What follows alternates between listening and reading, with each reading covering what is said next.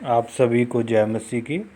परमेश्वर पिता का धन्यवाद हो कि परमेश्वर ने एक और मौका हमारे जीवन में दिया कि हम उसके वचन के अनुसार उन कुछ सच्चाइयों को देखें जो परमेश्वर हमें आज देना चाहता है, सिखाना चाहता है।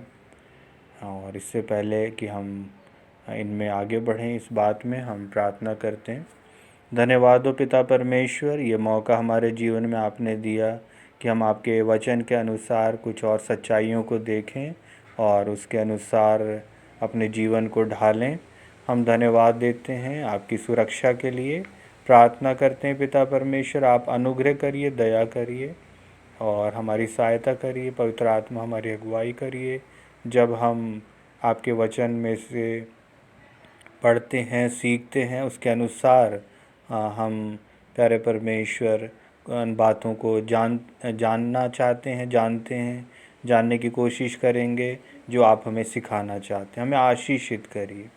धन्यवाद हो प्रार्थना सुनने के लिए। इस विनती को मैं प्रभु यीशु मसीह के नाम से मांगता हूँ, आमीन। मसीही लोग विश्वास से जीवन जीते हैं, ना कि परिस्थितियों को देखकर। दूसरा कुरिन्थियों उसका 5 अध्याय और 7 पद में लिखा है कि क्योंकि हम रूप को देखकर नहीं पर विश्वास से चलते हैं। हम आँखों से देखी चीज़ों के आधार पर जीवन नहीं जीते। यदि आप अपने चारों ओर देखेंगे तो बहुत मुसीबत दिखाई देगी। कोरोना का प्रकोप है, कई लोग कोरोना वायरस के शिकार हुए, कई लोग कोरोना वायरस के कारण मर रहे हैं। आप जब यीशु मसीह पर विश्वास करते हैं तो आपके मन में कोरोना का भय नहीं होता। दूसरा राजा उसका 6 अध्याय और 13 से 17 पद को यदि हम पढ़ें तो वहाँ पर पढ़कर हमें ये पता चलता है कि एलीशा परमेश्वर का एक भविष्यद्वक्ता था। अराम का राजा इज़राइल से युद्ध कर रहा था। वो राजा इज़राइल के विरुद्ध जहाँ भी छावनी डालता था, एलीशा भविष्यद्वक्ता उसकी सूचना इज़राइल के राजा को दे देता था।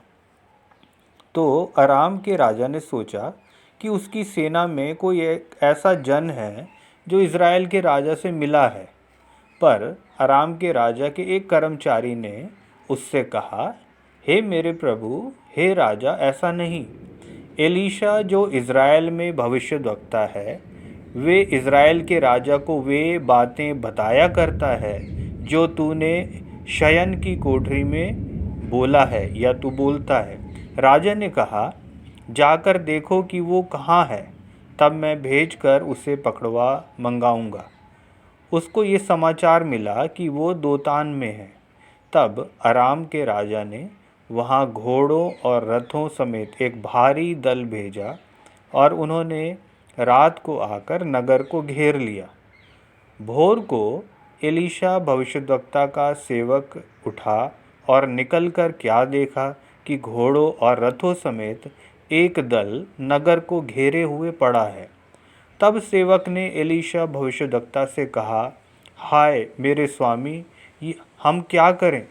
एलीशा भविष्यद्वक्ता ने कहा, मत डर, क्योंकि जो हमारी ओर है वो उनसे अधिक है जो उनकी ओर है।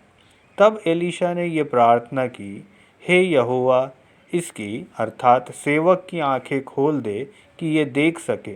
तब यहोवा ने सेवक की आंखें खोल दी और जब वो देख सका तब क्या देखा कि एलीशा के चारों ओर का पहाड़ अग्निमय घोड़ों और रथों से भरा हुआ है।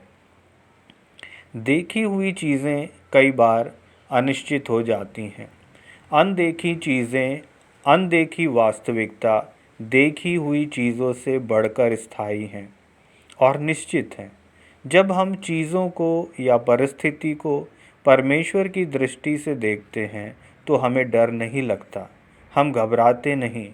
इसका ये मतलब नहीं कि हम कोरोना के इस समय में लापरवाही बरतें, नहीं, हमें लापरवाह नहीं होना है, हमें सतर्क रहना है, पर हमें डरना नहीं है, चिंता नहीं करना है। क्या होगा, कैसे होगा, क्या खाएंगे, घर कैसे चलेगा, ये सारी बातें परमेश्वर के अधिकार में हैं। परिस्थिति को देखकर ना तो हमें डरना है और ना ही घबराना है। परमेश्वर कोरोना से बढ़कर महान है। आजकल कई लोग परमेश्वर से तो डरते नहीं, कोरोना से डर रहे हैं। हमें परमेश्वर पर विश्वास रखना है। यदि हम परमेश्वर की उपस्थिति में रहेंगे तो दुनिया की कोई भी चीज़ हमें डरा नहीं सकती। यदि हम परमेश्वर की उपस्थिति में नहीं रहेंगे तो इस दुनिया में बहुत सी चीज़ें हैं जो हमें डराएंगी।